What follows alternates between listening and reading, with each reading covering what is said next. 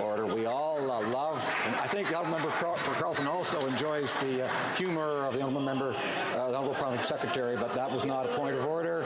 And if I may now, we'll go to member statements. Statements by members. Déclaration des députés, l'honorable député. Honourable Member for Repentigny. Mr. Speaker, 50 years ago, 12,000 people were forced out of their homes by the Canadian government so that it could go ahead with the fiasco that was the Mirabel Airport. Pierre-Elliott Trudeau seized some of Quebec's best agricultural land and paved it over. And after having evicted 12,000 people, after razing their homes to the ground and ruining their land, Pierre-Elliott Trudeau allowed air traffic to bypass Montreal in favor of Toronto, meaning that all of these people's sacrifices had been in vain. Taxpayers paid $500 million to expropriate these families, all for a failed airport. Yesterday, Quebec's National Assembly unanimously called for the Canadian government to present an official apology to the people whose property was expropriated. So I call on the Prime Minister to take notice of this and to apologize on behalf of Canada for the harm that was caused to these 12,000 people. Député de Saint-Jean. Honourable Member for Saint-Jean. Mr. Speaker, it's with great emotion that I rise today to pay tribute to a politician who touched many lives in my riding through his great commitment. Paul-André Massé passed away on March 17th.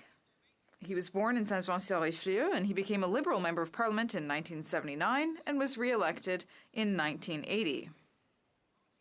He was a veteran who proudly fought to defend and promote the Royal Military College and the Saint-Jean garrison. Paul-André was the type of public figure who believed in serving others to build a better society. He was generous and committed, and he worked tirelessly for the St. Vincent de Paul Society. He was also actively involved with the Centre des Aînés Joannais Senior Center. I give my deepest condolences to his family and friends. I know that you will miss him, but know that he will remain with us because this positive attitude will continue to inspire us throughout our lives. Thank you, Mr. Speaker. Member for Central Okanagan, Similkameen Nicola. Mr. Speaker, April 1st, as we all know, is April Fool's Day. It has recently become something altogether different. This year, on April 1st, gas prices across Canada went up due to the carbon tax. The carbon tax in British Columbia, already the highest in Canada, increased yet again with no rebate, punishing drivers to fund government pet projects. Many people in rural and remote communities simply don't have access to alternatives to their vehicles to get to work, school, or medically necessary appointments. Adding insult to injury, the BC government-owned monopoly, ICBC, raised auto insurance rates. Also, every year on April 1st, the federal excise duty on beer, spirits, and wine increases automatically, along with thousands of user fees instituted by this Liberal government. In my view, any tax increase should be presented as part of an annual budget where it can be debated and voted on. Bottom line, Mr. Speaker, April 1st is the day that leftist governments of all stripes decided to make the cost of living more expensive, has become the day that left-leaning governments decided to take taxpayers. The Honourable Member for Don Valley East. Mr. Speaker, I rise today to strongly condemn the horrific slaughter of 50 Muslim men, women, and children in Christchurch, New Zealand. This act of terrorism, perpetrated by hate and ignorance, tried to divide communities, but it has had the opposite effect. It brought diverse faith groups together in solidarity around the world. As the chair of the Commonwealth Parliamentary Association, I recently led a delegation on a bilateral visit to New Zealand. I convey my deepest condolences to the victims' families and to the people of New Zealand for this heinous attack. Mr. Speaker, I will end with a quote from Maya Angelou, "And still I rise." You may shoot me with your words. You may cut me with your eyes. You may kill me with your hatefulness. But still, like air, I'll rise. Thank you, Mr. Speaker. The Honourable Member for New Westminster Burnaby. Mr. Speaker, I rise today in this House to talk about Jim, and Jim is no stranger to parliamentarians. He sits each day on the bridge between the Chateau Laurier and Parliament Hill in every kind of weather, rain, hot sun, or the brutal Ottawa winter, which often hits minus 30 degrees below. Jim always has a warm smile and a hearty greeting for everyone. Jim lives on a fixed disability income that barely pays for his rent and food.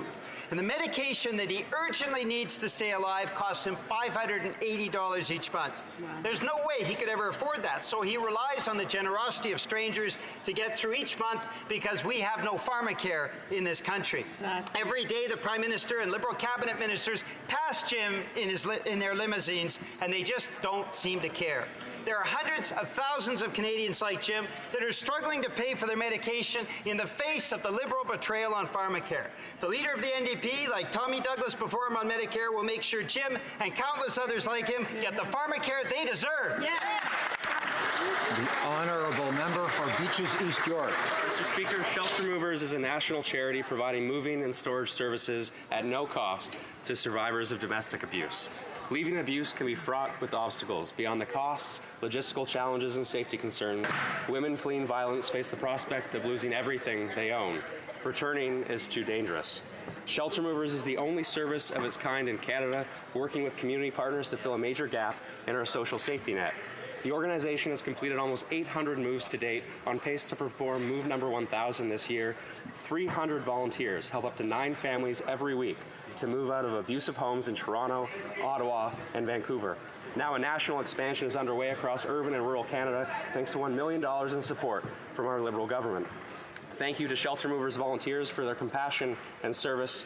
Let's work together in this House to ensure their services are no longer needed. Bravo. That's great. The honourable member for Chatham-Kent-Leamington. Thank you, Mr. Speaker. Back in spring of 2015, after my personal assistant Nate Belkamp left my office to work at St. Clair College in a foreign student program, Adam Ruffle joined our team to take his place. Adam was a recent grad of University of Windsor with a master's degree in history. I knew we had an excellent raw recruit to train. He quickly grew into the role of personal assistant, and for 4 years learned all about government services, constituency communications, as well as all the challenges of engaging and enlisting the help of a multitude of ministries and bureaucratic agencies for the benefit of constituents at Chatham-Kent-Leamington. Then last month, he accepted a position with the local health integration network. We all want to wish Adam the very best in his new position with the LMH, where I am convinced he will continue to flourish, grow, and serve our community as he did so well as a special assistant to the Member of Parliament for Chatham-Kent-Leamington. Hey, congratulations. The honourable member for Humber River Black Creek.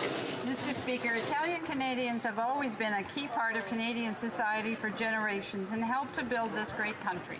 That is why I'm pleased to rise in the House today to recognize a remarkable man who came to Canada in 1960 by the name of Rocco Di Giovanni, a now retired construction worker who has been a LiUNA union member for over 57 years.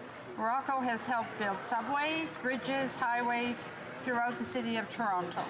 He has contributed a better way of life for his family and all of ours in Canada. I'm truly blessed to know and call Rocco and his lovely wife Giovanna true friends. Mr. Speaker, it is stories such as Rocco's that show that Canada really is the best place to live. Thank you, Rocco, for everything you have done and continue to do to improve the lives of all Canadians. Grazia and Dio di Benedito. The honourable member for Mission, Mascree, Fraser Canyon. Mr. Speaker, I stand before you today to acknowledge the Intercultural Online Health Network called ICON for their efforts in advancing the well-being of multicultural and Indigenous communities in BC. Celebrating 10 years of service and partnership with the South Asian community, I was happy to attend a health forum for seniors and caregivers living with diabetes and hypertension. ICON has successfully brought together key stakeholders in health, such as BC Ministry of Health and its health authorities, healthcare providers, patients, and families. ICON has started a dialogue on healthcare issues to help educate communities with workshop and web-based resources. I encourage Minister of Health to connect with ICON leaders, Dr. Chima and Dr. Ho, to explore how can we bring ICON to the communities throughout our country. Excellent. Thank you, Mr. Speaker. The honourable member for Provencher. Mr. Speaker, and I quote, Ottawa cannot impose a carbon tax on a province that has a credible greenhouse gas reduction plan of its own, and we do. Those were the words of Manitoba Premier Brian Pallister yesterday as he announced that Manitoba would launch a court challenge of a newest Liberal tax scheme. On April 1st, the Liberal government's carbon tax came into effect. The tax has already raised the price of everything in our province. Manitobans are paying more for fuel, more for groceries, more for home heating, more for everything. My province is in good company joining Saskatchewan, Ontario, and New Brunswick to fight against this Liberal cash grab. Whether in East, West, or Central Canada, the Liberal carbon tax is hurting Canadian families. I applaud the government of Manitoba and Premier Brian Pallister for doing what's right. Conservatives look forward to forming governments so we can scrap the carbon tax and help all Canadians get ahead. L'honorable député. The honourable member for Brome-Missisquoi. Mr. Speaker, once again, I want to rise to express my concern about water quality in Memphremagog Lake. The lake provides drinking water for 175,000 people, mainly in Sherbrooke and Magog. In Coventry, Vermont, there's a huge landfill site located very close to our lake. Last fall, we learned that U.S. authorities had approved an expansion of the landfill for an additional 51 acres. And this is a landfill, let's not forget, that is leaving toxic residue in the lake. The amount of waste allowed to be dumped there will increase from 250,000 to 600,000 tons per year for the next 22 years. Federal, provincial, and municipal politicians, as well as experts and citizens on both sides of the border, are calling for the project to be halted until further studies can be done.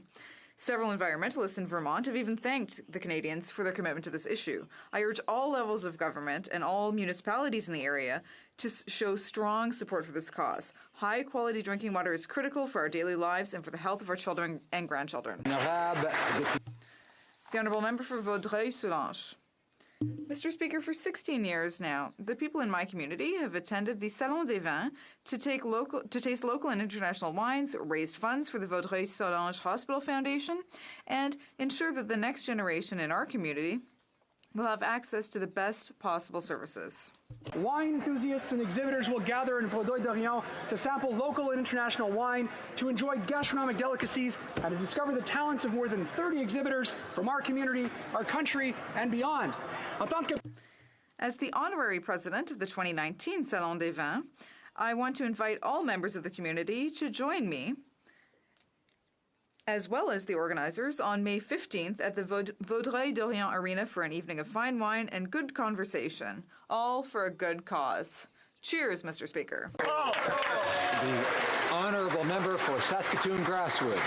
Thank you, Mr. Speaker. I would like to congratulate my neighbors to the east in Manitoba for joining the legal fight against the Liberal carbon tax.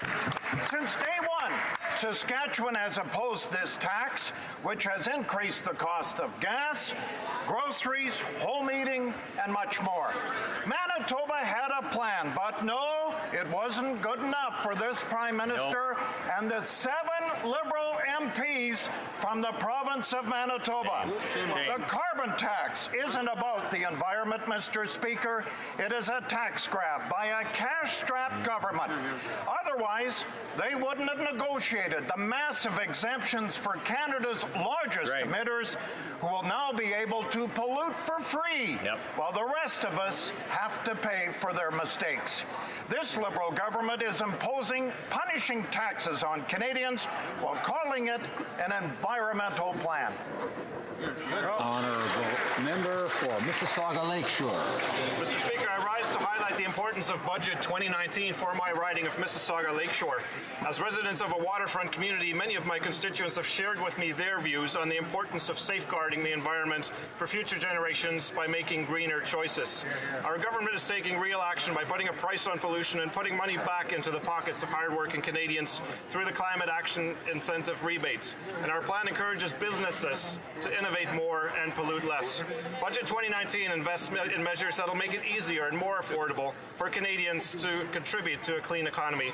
They include incentives for zero-emission vehicles, creating a realistic option for more of us by reducing the cost of ownership by up to $5,000, lower energy costs through programs like the New Home Retrofit Program, and investments in infrastructure to build cleaner and healthier communities. Mr. Speaker, Budget 2019 is a real plan to fight climate change, to grow our economy, and to help make life more affordable for Canadian families. Thank you.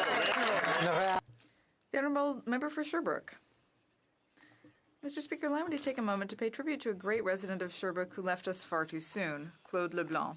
He dedicated his life to improving the lives of people in Sherbrooke right to the very end. One project he really focused on was the installation of automated external defibrillators. It's estimated that 85% of cardiac events happen outside the hospital, and nearly 30% of people who are saved are under the age of 40.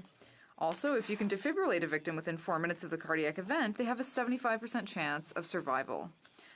Many lives have undoubtedly been saved in the Eastern Townships thanks to Claude's hard work. He achieved so much, but his work isn't done, and we need to continue that work for him. Just 2 months ago, Claude and his colleague, Dr. Wayne Smith, pitched me the idea of having a bill that would make defibrillators mandatory in federal buildings and federally regulated organizations. So I call on everyone to consider moving forward with Mr. Leblanc's idea. It's what he would have wanted if he were here with us today. Thank you, Claude. The Honourable Member for Haldimand Norfolk. While Canadians struggle to make ends meet, this government chooses to make life even harder and more expensive. On April 1st, the Liberal carbon tax came into effect, making everyday essentials like gas, home heating, and groceries more expensive for all Canadians. This carbon tax will hit Canada's most vulnerable the hardest. Seniors on fixed incomes will see what little resources they have chipped away by higher costs for essentials, with many unable to afford the new prices. And with the increased cost of home heating and groceries, young families will struggle to save for their children's future. Our farming communities, who rely on transportation and heavy machinery to harvest and get their product to Canadian dinner tables, will have to pay more and receive less for providing this vital service. Mr. Speaker, only a Conservative government will help make life more affordable for all Canadians by scrapping the carbon tax. Right on. Here we go. Honourable Member for Etobicoke Centre. Mr. Speaker, today marks the 70th anniversary of the establishment of the North Atlantic Treaty Organization.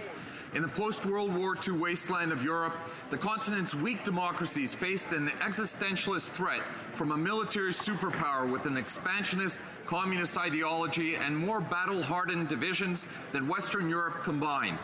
In the post-war period, Louis Saint Laurent and Lester B. Pearson determinedly advocated for a defensive transatlantic security organization which would ally countries with shared democratic values. In April 1949, 12 countries signed the North Atlantic Treaty. With the fall of the Iron Curtain, NATO established the principle of an expanding shield behind which nascent democracies would find security. Today, 29 countries are NATO members and 21 aspire to membership. May NATO's defensive shield continue to expand and, in the words of Pearson, promote the economic well-being of peoples to achieve social justice on the side of peace and progress.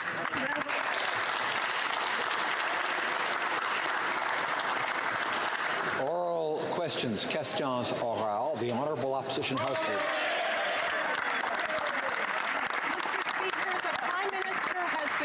Again, trying to deceive.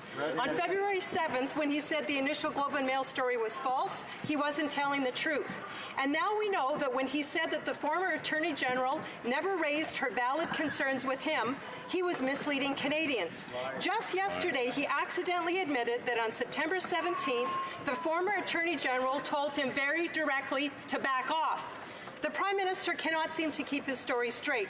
Is that because it's just not true? Yeah. The Honourable Government House Leader. We've been clear from from the beginning that Canadians deserve to know, and that's exactly why the Prime Minister provided an unprecedented waiver. He waived solicitor-client privilege as well as cabinet confidence.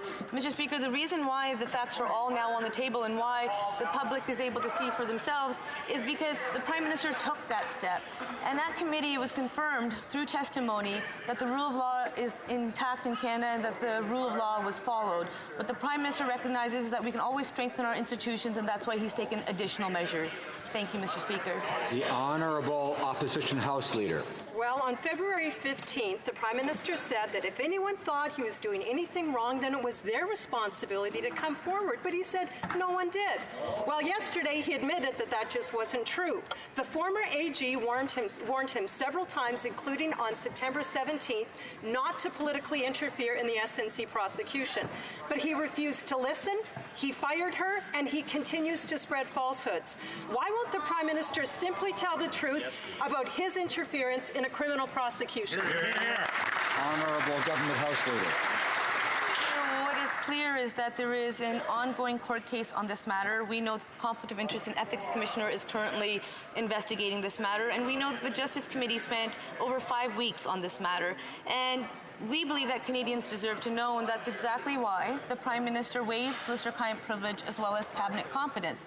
And it's important to note, Mr. Speaker, that this is an unprecedented waiver because it's never been done in the history of our country, because the Prime Minister recognizes that Canadians deserve to get to know. And that's exactly why all facts are now public. They are on the table. Thank you. The Honourable Opposition House Leader. Order. Now let's review the facts. The Prime Minister tried to politically interfere in a criminal prosecution. His Attorney General says no, so he fires her. The truth comes out. He denies everything. He then shuts down the investigation and refuses the full waiver. A tape proves that the former AG has been telling the truth. He's furious, so he kicks the two women out of his caucus and runs a smear campaign against both of them. It's time to end the cover-up, Mr. Speaker. When will the Prime Minister tell the truth? The Honourable Government House Leader. Mr. Speaker, I appreciate the opportunity to talk about the facts. Justice Committee members, which have members from all recognized parties in this House that sit on the Justice Committee, they came together, they set parameters when it comes to these allegations to ensure that Canadians could hear about those allegations directly from witnesses. The Prime Minister waived solicitor-client privilege as well as cabinet confidence. So even though every step of the way the Conservatives, the opposition, frankly, believed that these meetings wouldn't take place, witnesses wouldn't appear, that cabinet confidence wouldn't be waived, actually, committee met, witnesses appear, and confidence was waived so that Canadians themselves could see and hear. Thank you. The Honourable Member for Richmond Arthabaska. Mr. Speaker, it's been more than 8 weeks now that the Prime Minister continues to mislead Canadians. On February 7th, he said that the interference scandal involving him and his office was untrue. He denied everything before he changed his story every week. Yesterday, in this House, by magic, his memory came back to him, and he confessed that the concerns raised by the former Attorney General were brought to his attention. Can the Prime Minister tell us why he's having such a hard time remembering the truth? The Honourable Government House Leader.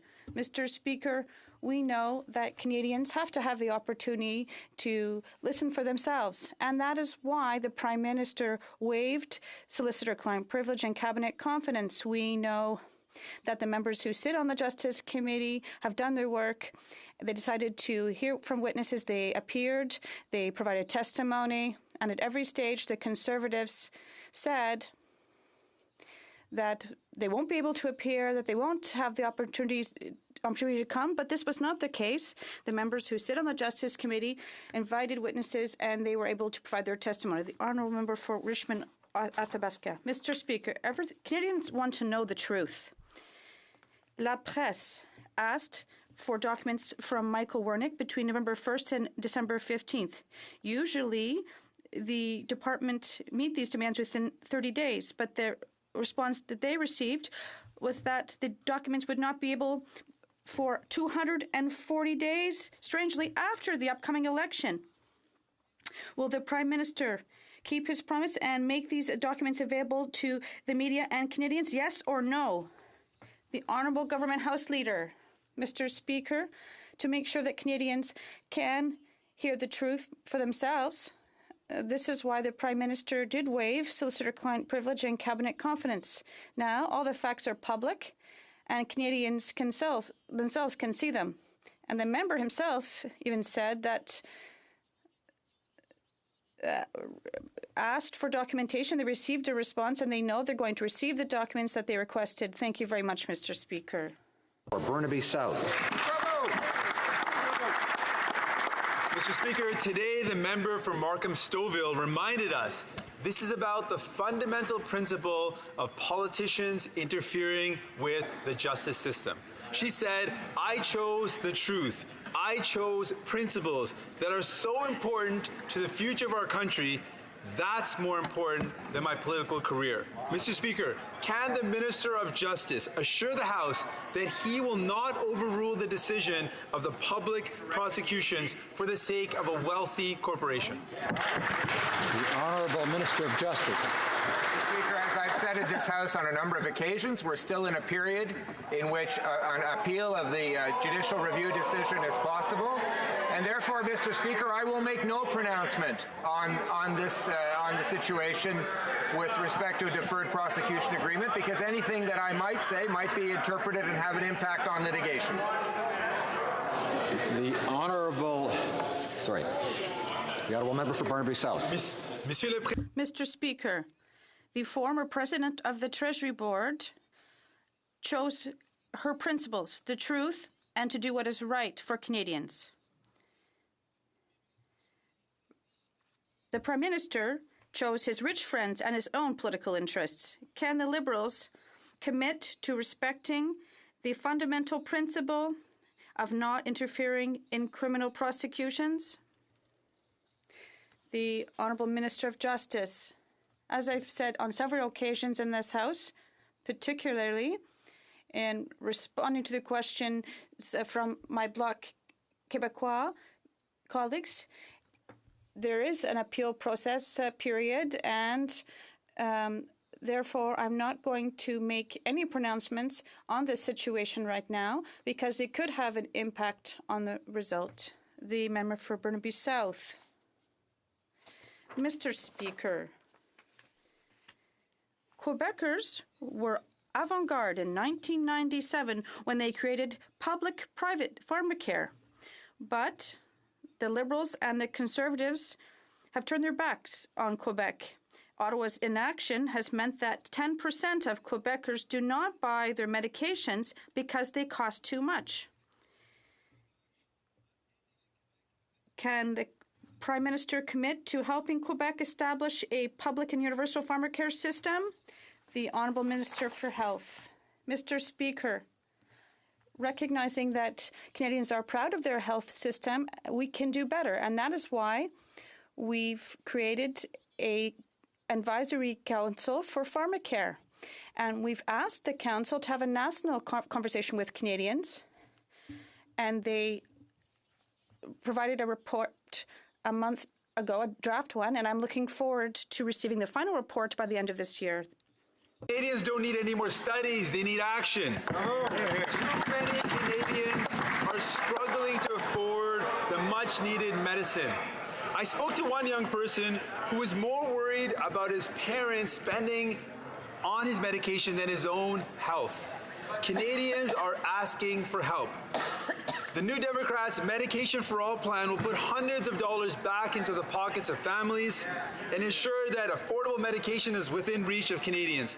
Will the Prime Minister finally stand up to large drug and insurance companies and ensure that this program is in action? The Honourable Minister of Health. Canadians are proud of their publicly funded healthcare system, one that's based on need and not on their ability to pay. But we certainly recognize that we can do better. And that's why last year we launched the Advisory Council on the implementation of a national pharmacare program. Unlike the NDP, Mr. Speaker, we choose to want to have a plan as we move forward with this very important initiative that is very important for all Canadians.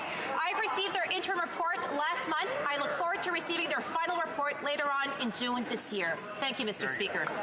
I would ask the member for New Westminster Burnaby not to be speaking when someone else has the floor. As much as we'd love to hear his voice, we'd like to hear it when he has the floor. The honourable member for Lakeland. Mr. Speaker, in 2015, this Prime Minister said, quote, sunlight is the best disinfectant. In 2019, he is blocking the former Attorney General from sharing all the facts about his interference in a criminal prosecution, including what was said and done when he removed her from that position. On February 7th, he said the claims that he, his staff, and officials pressured her were, quote, false. On February 12th, he said that no one, including her, raised any concerns, but all the evidence shows otherwise. Why won't the Prime Minister end the cover-up and tell Canadians the truth? The Honourable Government House Leader. Mr. Speaker, to ensure that Canadians can hear the truth is exactly why the Prime Minister waived solicitor-client privilege as well as cabinet confidence. Mr. Speaker, for Canadians that are watching that might not recognize what kind of an essential step that was to having these documents be public, I would like to say that from the history of our country since Confederation, cabinet ministers are sworn by cabinet confidence, cabinet secrecy, so that whatever happens in cabinet stays in cabinet. To ensure that witnesses could appear and put this information into the public, the Prime Minister waived such measures. So he waived cabinet confidence as well as solicitor-client privilege to make sure. Member for Lakeland. But he hasn't fully waived confidentiality, and the Liberals have shut down 2 committee investigations and are withholding documents to a paper until after the next election. Top officials have resigned, and yesterday in question period, the Prime Minister finally admitted that she did raise concerns with him directly in September and told him to back off. In fact, she and her staff did that at least 9 separate times over 4 months. She told the Privy Council clerk it was inappropriate to interfere with prosecutorial independence 14 times on the December 19 call alone, and Wernick said the Prime Minister was firm 4 times. The Prime Minister has caught himself in his own tangled web. He should tell the truth. Honourable Government House Leader. Mr. Speaker, to ensure that Canadians receive the truth, the Prime Minister waived solicitor-client privilege as well as cabinet confidence. Members that sit on the Justice Committee, they set parameters when it came to these allegations, and to ensure that Canadians could hear from themselves, the Prime Minister waived solicitor-client privilege as well as cabinet confidence. And that's why the facts are all on the table. They are all now public. What's interesting is the Conservatives continue to ask for more information, but the information's become quite repetitive and they refuse to actually pay attention to it. Thank you, Mr. Speaker. The Honourable Member for Charlebourg-Saint-Charles. Mr. Speaker, the Prime Minister continues to mislead Canadians. On February 7th, he said that no one had raised concern with him with regard to his political interference to help SNC-Lavalin avoid criminal prosecution. But yesterday, here in the House of Commons, he finally admitted that he had actually heard the concerns raised by the former Attorney General. In this chamber, I am not allowed to call the Prime Minister a liar, but Canadians can think it. So why did he mislead Canadians?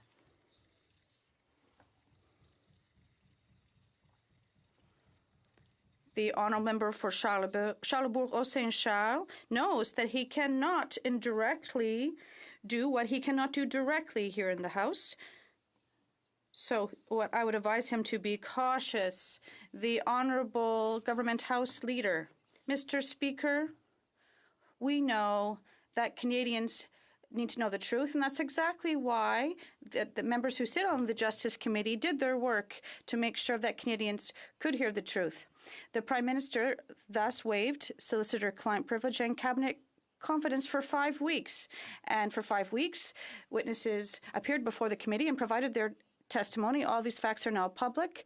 We know that the Conservatives don't want to hear the facts, but they are public for Canadians to hear and to decide for themselves. Thank you very much, Mr. Speaker. The Honourable Member for Charlebourg-Saint-Charles. Mr. Speaker, I understand that the Government House Leader is doing her work by repeating the same thing every day, but cabinet confidence was limited and the witnesses requested by the opposition were refused. So no one on that side of the House wants to shed light on this and know the truth. The Honourable Prime Minister himself confirmed that the former Attorney General was telling the truth.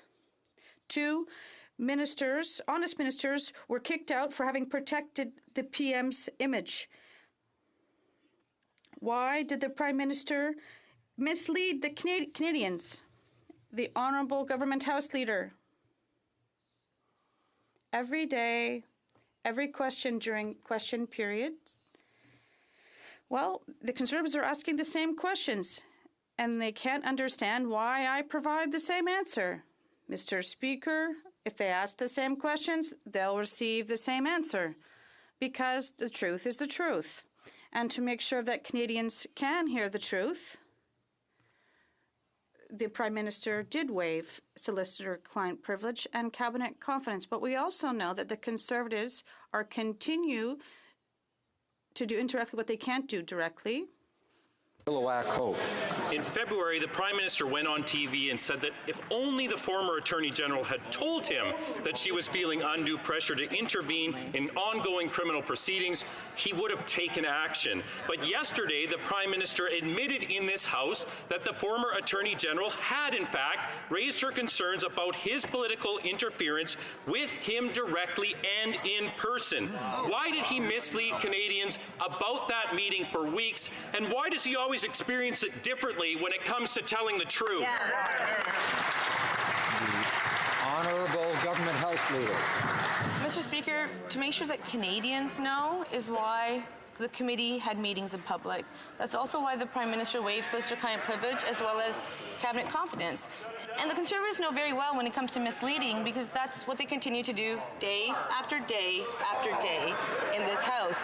And I think it's importantly that they listen attentively to the words that are coming out of witness testimony.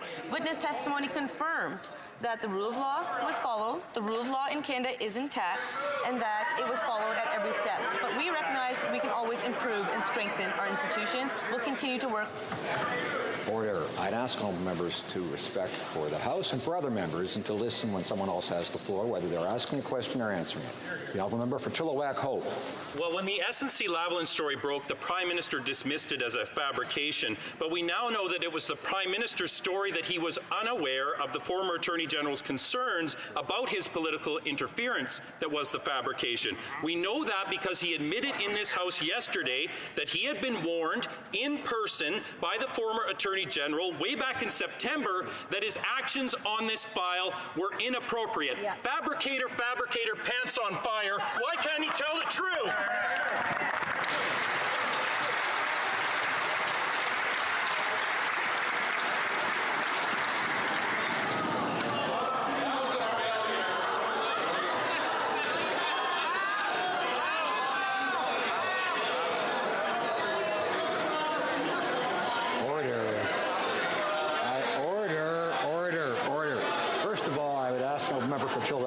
Judicious in his choice of words, and secondly, members should avoid characterizing other members negatively. They should reflect on decisions, on actions, etc., but not on individual members from either side. Or either side. Yeah. Order. Order. Order. The honourable government. If when a member stands up, then I call upon them, so I know who it is. The Honourable Government House Leader. Mr. Speaker, it's interesting because the Conservative members have actually come to their conclusion prior to the Justice Committee even meeting. And Conservatives recognize that there is an ongoing investigation when it comes to the Conflict of Interest and Ethics Commissioner. And the Conservatives also know that there is an ongoing court case. But what is clear today, as I was in the House and the member from Carleton was on his fourth day of the budget debate because nobody else can speak in this House if a Conservative's got the floor, we know very well that they stood up multiple times that it's not appropriate that if someone has the floor, they not be able to hear. But yet, when I have the floor, they will always try to out-talk or speak louder. Lord. Order, please. The Honourable Member for Berthier-Masquinongé. Mr. Speaker, the member for Markin-Stouffville was very sincere this morning. She said, I chose the truth. I chose the principles that are important to the future of our country. And she paid a high price for her choices. She was booted from the Liberal caucus by this Prime Minister because she didn't want to stand behind the political interference in our judiciary, because she chose integrity and truth instead of giving into pressure from the Prime Minister. Mr. Speaker, why has the Prime Minister chosen to punish a member for doing the right thing? The Honourable Government House Leader. Mr. Speaker, Canadians are going to hear for themselves, and that is why all these facts are now public. The Prime Minister waived solicitor-client privilege and cabinet confidence to make sure Canadians can hear for themselves the truth. And I think it's very important that we respect our institutions, and I'm going to respect our institutions. I have confidence in them, and I know that they're working very well. Thank you very much, Mr. Speaker. James Bay. Mr. Speaker, the Prime Minister's office is running their daily smear and leak campaign against the two women cabinet ministers who stood up for the rule of law. But yesterday, in this House, women from across Canada turned their backs on their Prime Minister to show their repugnance with his behavior. The member for Markham-Stouffville states, "I chose the truth. I chose to act on principles that are important to the future of our country. That's more important than my political career." And what did the Prime Minister choose? A get-out-of-jail card for corporate corruption. Does he not see how morally adrift he has become in this scandal? The Honourable Minister for the Status of Women. Answered that question. And yesterday, when these seats were filled by 338 young women from across the country, we were able to see what is possible when the federal government steps in and invests in creating spaces and opportunities for young women to take their rightful seats in positions of power and influence. I thank the daughters for their courage and for their effective advocacy. We'll continue to engage with Equal Voice to ensure their efforts are sustainable. And maybe next time the NDP will support this initiative by voting in favor of it.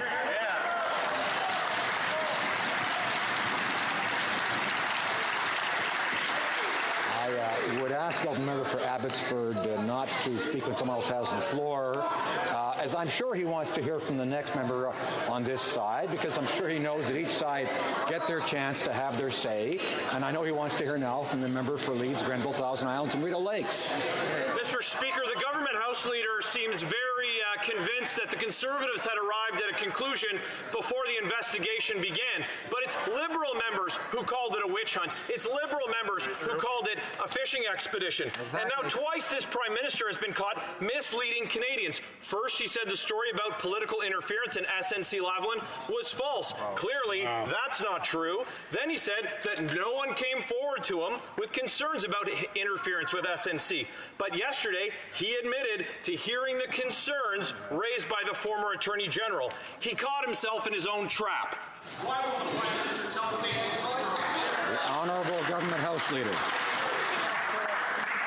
Mr. Speaker, I can reassure this House, reassure all Canadians that we believe that Canadians should be able to hear for themselves, and that's exactly why the Prime Minister waived solicitor-client privilege as well as cabinet confidence.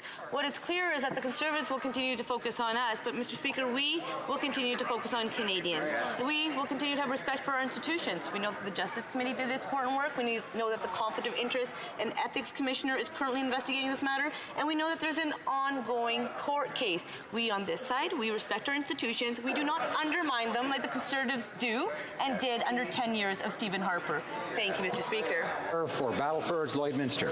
Mr. Speaker, I think if the current government was actually focused on Canadians, they'd be telling the truth and being transparent. We know that this Prime Minister has been caught misleading Canadians twice.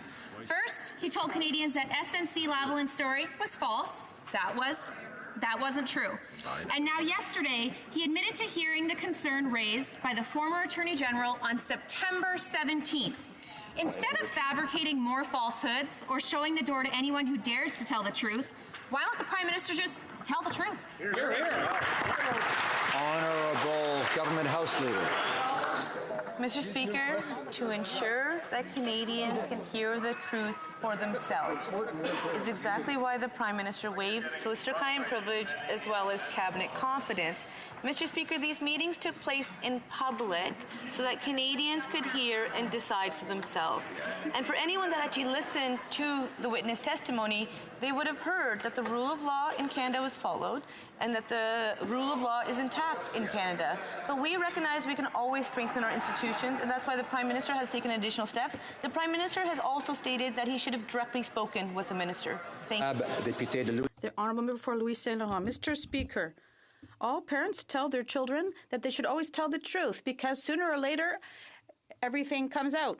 So that's exactly what the Prime Minister has been doing for 8 months. For 8 months, the Prime Minister has been unable to tell the truth to Canadians. We remember that in February, he said that no one spoke to him about their concerns regarding political interference in SNC-Lavalin. And yesterday, he finally recognized that, yes, on September 17th, the former Attorney General did raise concerns to him. When will the Prime Minister stand up and finally tell the truth to Canadians? The Honourable Government House Leader. Mr. Speaker, to make sure that Canadians can hear the truth for themselves, the Prime Minister waived solicitor-client privilege and cabinet confidence. And something else that parents tell their children, Mr. Speaker, they tell them, you have to respect the rules. You have to respect institutions. And we have to help future generations. But the Conservatives don't have any respect, and they don't have a plan. The Honourable Member for Louis Saint Laurent. And that is why, Mr. Speaker, that under our government, greenhouse gases were reduced by 2.2%. That's what the Conservatives have done.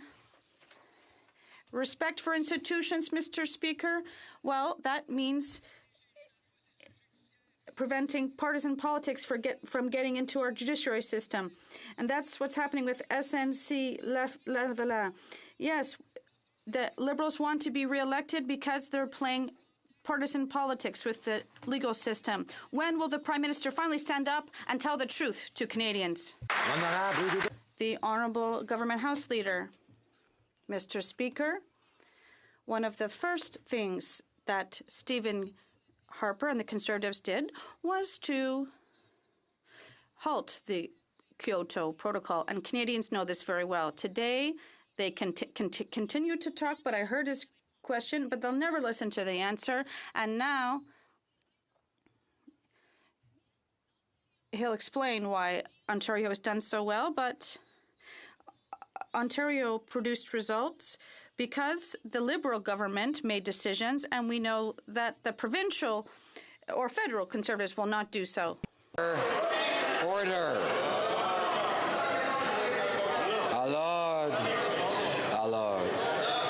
The Honourable Member for Kootenay-Columbia. Mr. Speaker, students from Nelson recently participated in a climate change strike, and Tunaha students in grades 5 and 6 from the Occam Reserve wrote me passionate letters warning about climate change. It's clear my constituencies from Kootenay-Columbia and Canadians from across the country want immediate action, but the Liberal government is failing them. The Liberals' budget continues fossil fuel subsidies, which limit our ability to transition to a low-carbon economy before it is too late. We have fewer than 12 years to act. When will the government end fossil fuel subsidies and help workers transition to the green jobs of the... The Honourable Parliamentary Secretary to the Minister of Environment. Mr. Speaker, I'd like to thank the Honourable Member for the question and, more importantly, his continued advocacy for climate change. In particular, I'd like to thank the young people who march all across Canada and around the world to support climate action. At this time in our history, it's hard to imagine anything more important. I'm pleased to share that last week we commenced a consultation with Canadians to identify inefficient, non-tax fossil fuel subsidies that we can phase out. In addition, Mr. Speaker, our plan includes over 50 measures that are going to help implement climate action in Canada, including putting a price on pollution, ensuring 90% of our electricity is generated from clean resources, and a number of other measures. This is what real action looks like, Mr. Speaker. The member for North Island, Powell River. Mr. Speaker, Veterans Affairs shortened their psychological questionnaire that is filled out by mental health providers. The changes resulted in the removal of questions that allow health professionals to ensure a proper diagnosis of PTSD. Without it, veterans will not qualify for the support that they are entitled to and desperately need. What's shocking is the minister ignored his own mental health advisory panel that deals with these very issues. Will the minister listen to these health providers and ensure that veterans get the proper support they require? The Honourable Parliamentary Secretary. Mr. Speaker, the well-being of veterans is our #1 priority, and we have committed to making progress. We've opened a Centre of Excellence in Research on PTSD, and we have hired more health professionals. The process has been streamlined, and the assessment rate is up to 97%. The opposition had 10 years to provide mental health support to veterans, but instead they undermined those services and cut budgets at the expense of veterans. The honourable member for Alfred Pellan. Mr. Speaker, in the last federal budget, the government promised to invest $300 million to increase the number of zero-emission vehicles. Given that 23% of our greenhouse gas emissions are from transportation, can the minister tell us more about this new commitment? The Honourable Minister. I'd like to thank the member for Alfred Pellan for his good work and his great question. Yes, we want to reduce greenhouse gas emissions by making zero-emission vehicles more affordable and more accessible, and that's why we're proposing a purchase incentive of up to $500 for people who buy an electric car for under $45,000. Unlike the Harper Conservatives, who had no plan for climate change, they weren't concerned about our children and our grandchildren, but we are, and that's the news. The announcement today is good news. The Honourable Member for Lévis-Lotbinière. Mr. Speaker, the process for appointing Supreme Court justices in Canada is tightly controlled and, above all, confidential. Participants signed very strict confidentiality agreements to not disclose any information regarding the process or potential candidates. The reputations of leading Canadian judges depend on it. Mr. Speaker, the leak of confidential information about the potential appointment of Justice Joyal was wholly unacceptable. We want to know who disclosed the information. The Honourable Minister of Justice. Mr. Speaker, this morning I met with the Chief Justices of Canada from all across the country, and I reassured them that the appointment process is very high quality.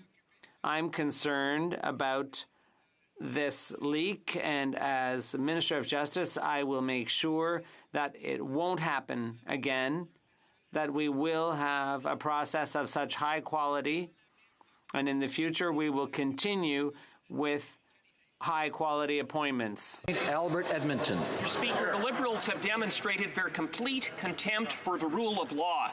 In another shocking display, they have attacked the independence of the judiciary by leaking highly confidential information about a respected jurist and his application to sit on the Supreme Court, all part of a desperate effort to change the channel on this Prime Minister's corruption. Who leaked the information? Honourable Minister of Justice. Speaker, I met with the Chief Justices from Canada this morning, and I assured them that our process for naming high-quality judges to the Supreme Court of Canada will continue, Mr. Speaker. Mr. Speaker, I have said that I'm deeply troubled by the publication of these details, but our nomination process will remain, Mr. Speaker, merit-based, and will consider Canada's finest jurists for this lofty position. Yeah. Order. The honourable member for St. Albert Edmonton. Speaker, that answer is an absolute insult to Canadians. It is no coincidence that the leak occurred on the eve of the release of damning evidence submitted by the former Attorney General to the Justice Committee. It was a clear attempt to undermine the credibility of the former Attorney General, and it demonstrates that the Prime Minister will go to no ends to obstruct justice. So again, who leaked the information? Was it Jerry Butts? The Honourable Minister of Justice. Mr. Speaker, of course it is unfair for parties to see their names and their information used as weapons in this kind of debate for political reasons, and we have said that, and we have expressed our concern with this situation. But Mr. Speaker, Order. It's far too much noise. Members, I know, want to hear both the questions and the answers, and we need to respect the right of other members to have their say. In fact, it's vital in this place that members, when they have the floor, be able to speak. Members ought to respect that and recognize the importance of that in democracy. The Honourable Minister of Justice has the floor. Order. Mr. Speaker, I would continue by saying that the integrity of the process demands confidentiality. And moving forward, Mr. Speaker, we will continue to ensure that our nomination process for the Supreme Court of Canada, as well as for other courts, remains of the very highest quality to get the very best appointments. Honourable Member for Selkirk, Interlake Eastman. Well, Mr. Speaker, these leaks had to come from somebody very close to the Prime Minister. This Liberal government's corrupt practices knows no bounds, and they didn't hesitate to drag the good name of Manitoba's Chief Justice through the mud. Now, in the Justice Minister's own words, he said, "I am concerned about the publication of the most recent Supreme Court Justice selection. The integrity of our process depends on confidentiality in the administration of justice." If the Justice Minister believes his own words, why hasn't he started an investigation into these leaks? The Honourable Minister of Justice. If the party opposite had any respect for the Supreme Court of Canada, they wouldn't have attacked a sitting Supreme Court justice and appointed a candidate who had been reversed by the court. Order. The Honourable Member for Vancouver East. A&R Hammer is being investigated by IRCC for human trafficking. The victim, Roger DeMoto, is a key witness in this case. He was scheduled to give evidence to IRCC yesterday, but instead, CBSA detained him and wants to deport him. It is absurd that the right hand does not know what the left hand is doing. We must do everything we can to combat human trafficking. Urgent action is required. Will the Minister of Immigration work with public safety to stay the deportation to avert this travesty of justice? Yeah. The Honourable Minister. That I cannot get into the specifics of an individual case. However, I commit to her to working with her on any issues of concern that she has on this or any other case in her capacity to advocate on issues of concern to her. What I can say is that every case that comes before my department is looked at based on its merits, and no decision is made on removal, especially after exhausting numerous avenues of appeal, and that is the law in Canada, Mr. Speaker. The Honourable Member for Drummond. Mr. Speaker, the Netflix saga continues and the plot thickens. After the tax breaks, the Liberal government is caving in to still more Netflix demands, and this U.S. giant isn't even required to produce French-language content. It's a violation of Francophone language rights all across the country. This violation must be called out. It may not be Netflix's role to promote official languages, but it is the government's job to protect them. When will the government take its role seriously and force Netflix to produce its fair share of French content? Minister of Canadian Heritage. The Official Languages Commissioner was clear. Our government is respecting all of its official languages responsibilities. We've always protected the French language, and we will keep on doing that. Francophones all across the country know that we are endeavoring to provide the greatest range of entertainment in both official languages. The NDP is playing petty politics, whereas we are complying with the law. For Aurora, Oak Ridges, Richmond Hill. Mr. Speaker, we know the Prime Minister fired the former Attorney General to cover up his political interference over SNC. And he's hired powerful lawyers at the taxpayers' expense to protect himself. Katie Telford, Gerald Butts, Michael Wernick, Matthew Bouchard, and Elder Marquez in a potential RCMP investigation. Yet the Prime Minister refuses to do the same for Admiral Mark Norman. Why won't he pay for Admiral's legal fees and ensure a fair defense? Why is there one set of rules for Liberals and another set of rules for everyone else? The Honourable Minister of Justice. Mr. Speaker, the rules for counsel in all cases are set by the department and apply to all members of Parliament and other people who work in departments. The Honourable Member for Bellechasse-les-Échemins-Lévis.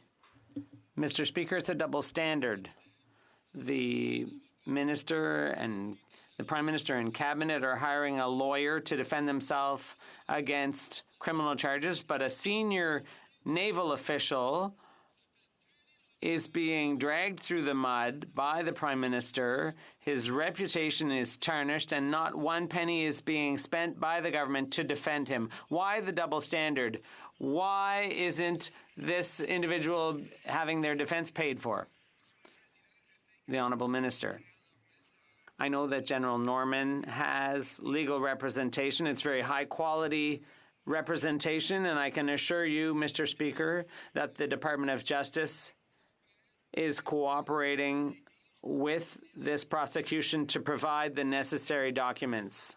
Mr. Speaker, Liberals involved in the SNC scandal have retained lawyers at the public expense. I'm informing taxpayers that they're paying for the Prime Minister, Jerry Butts, Katie Telford, Michael Wernick, Matthew Bouchard, Elder Marquez, and the present Justice Minister. You know who's not having their legal fees covered, Mr. Speaker, in a politically sensitive matter? Admiral Mark Norman. Now, since the Justice Minister is in a conflict, my question is for the Defense Minister. Why do the lav scam Liberals get their fees covered and a 30-year veteran is left out to dry?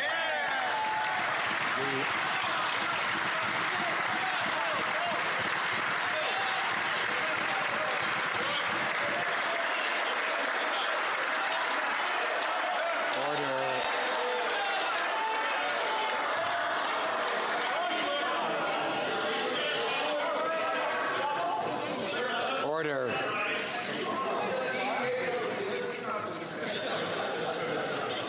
The Honourable Minister of Justice. Order. Mr. Speaker, the rules for the retention of counsel for members of Parliament and for other officers of the government are well known.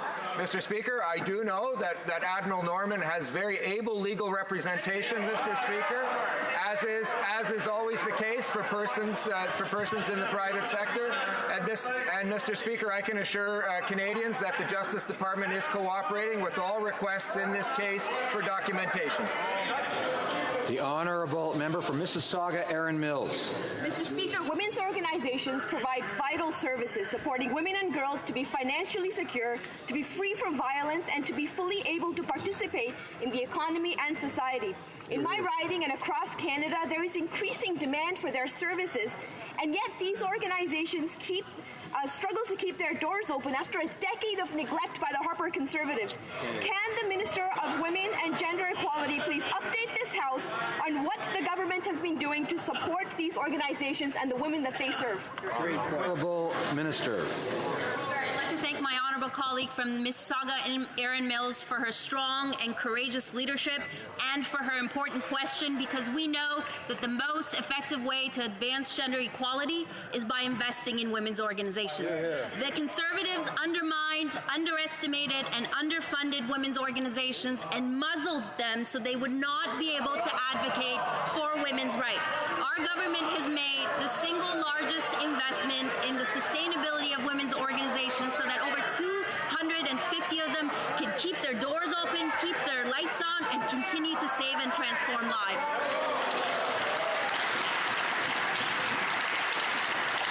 Again, I ask members to show respect when other members have the floor and are speaking.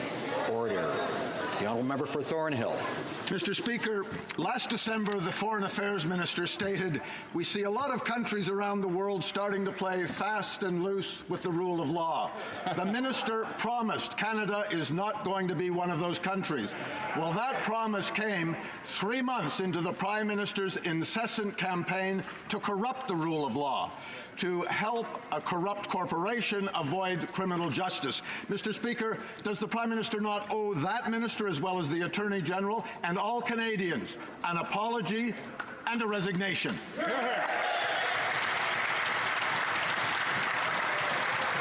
Honourable Government House Leader. Order. Mr. Speaker, as I've stated on numerous occasions, when it comes to respecting our institutions, when it comes to respecting the law, that's exactly what we will do. We are here to ensure that we do respect the rules, and that's why oftentimes it's the Conservatives that are being called out by the Speaker, because they will always manage to find a way to break them. We know that not only has the rule of law been followed, we can always improve our institutions and strengthen our institutions. We know that's what Canadians expect, and that's what we'll continue to fight hard for. The Conservatives will stay focused on rhetoric and shenanigans. We will stay focused on Canadians so that we can deliver for them. Thank you, Mr. Speaker. The honourable member for Trois-Rivières. Mr. Speaker, true to form, secretly announcing questionable decisions, it came to light last Friday that the Transport Minister has not renewed Mr. Siciliano Desjardins' term as CEO of Via Rail. Despite his strong record and having laid the foundation for the high-frequency train project, the government saw fit to make a change at the helm. The latest Liberal budget makes no mention of the high-frequency train, despite the ministers having promised an announcement. Mr. Speaker, is the minister disavowing Via Rail's vision? The Honourable Minister of Transport. Mr. Speaker, my colleague tends to barge through doors that are already wide open.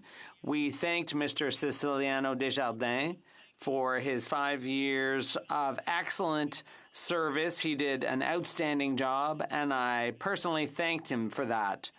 Now, Ms. Cynthia Garneau is going to take over, and I'm sure she will lead us into the future with her vision to replace Via Rail train cars and with the high-frequency train project. Thank you. Thank you, kind Speaker. Throughout our national dialogue on the country's energy future, Generation Energy, Canadians have told us that inclusiveness is a foundational principle of success.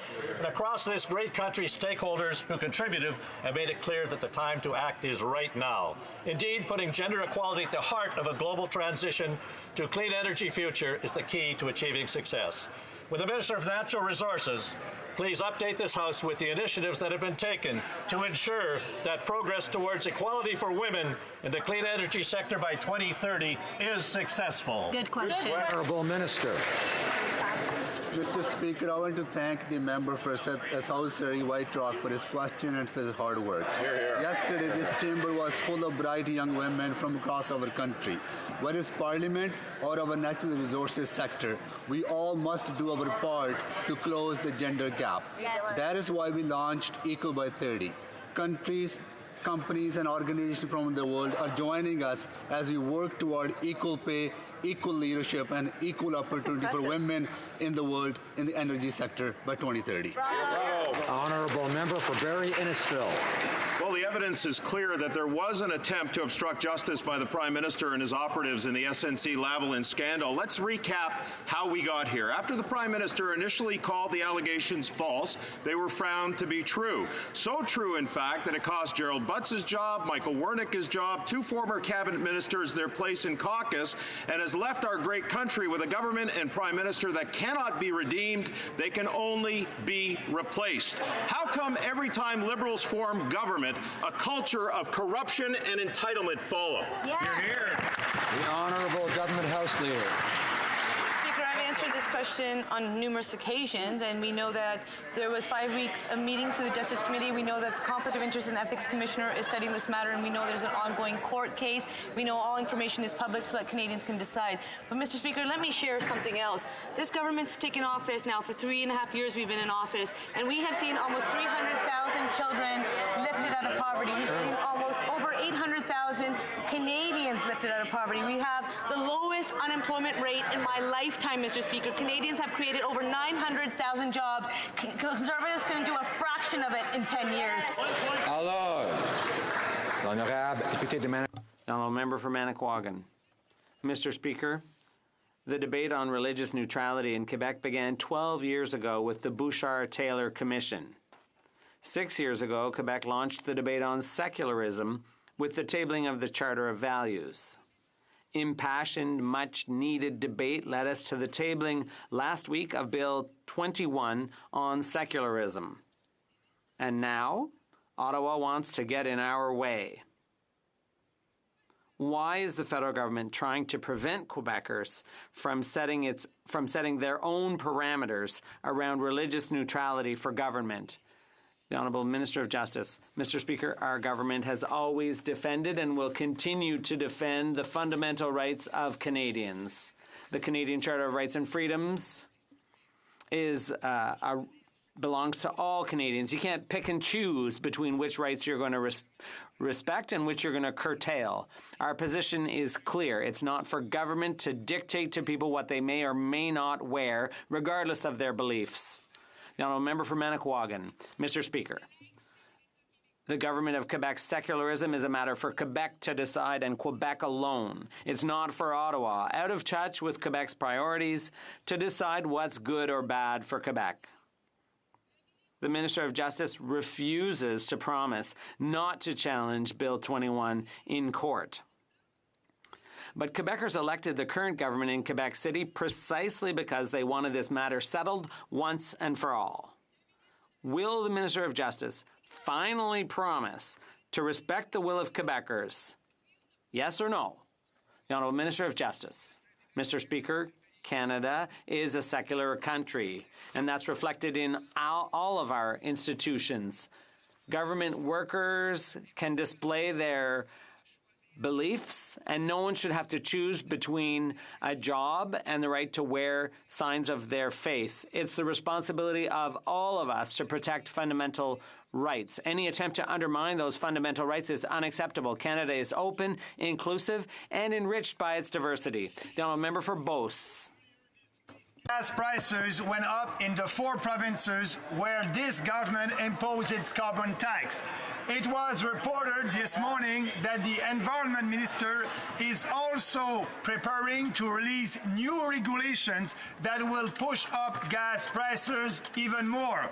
Why does the minister falsely claim that she's making life more affordable for Canadians when she keeps adding taxes and costly regulation? Why? The Honourable Parliamentary Secretary. Mr. Speaker, climate change is real and the cost of inaction is simply too great to ignore.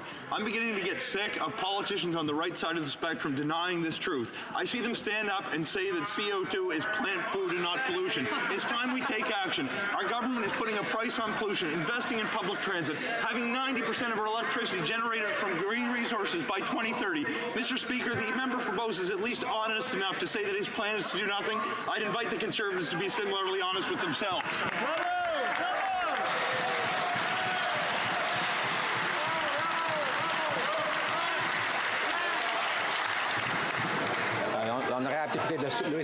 The Honourable Member for Louis Saint Laurent is rising on a point of order. Order, please. Mr. Speaker, all members in the House of Commons want to hear the truth, and therefore I'm sure you'll find unanimous consent on the part of the House to table the following motion. The Minister of Natural Resources will confirm that there was a 2.5% increase in greenhouse gas emissions. Mr. Speaker, do I have consent to table the motion? Does the Honourable Member have unanimous consent? Order. The Honourable Member for Durham is rising on a point of order. Mr. Speaker, a matter of point of order rising from question period. In my question directed specifically to the Minister of National Defence related to a government policy in respect to covering legal fees for senior government officials, I specifically addressed the Minister of National Defence following the fact that the Minister of Justice had indicated each department is responsible for their own decisions on legal things. Not only is the Minister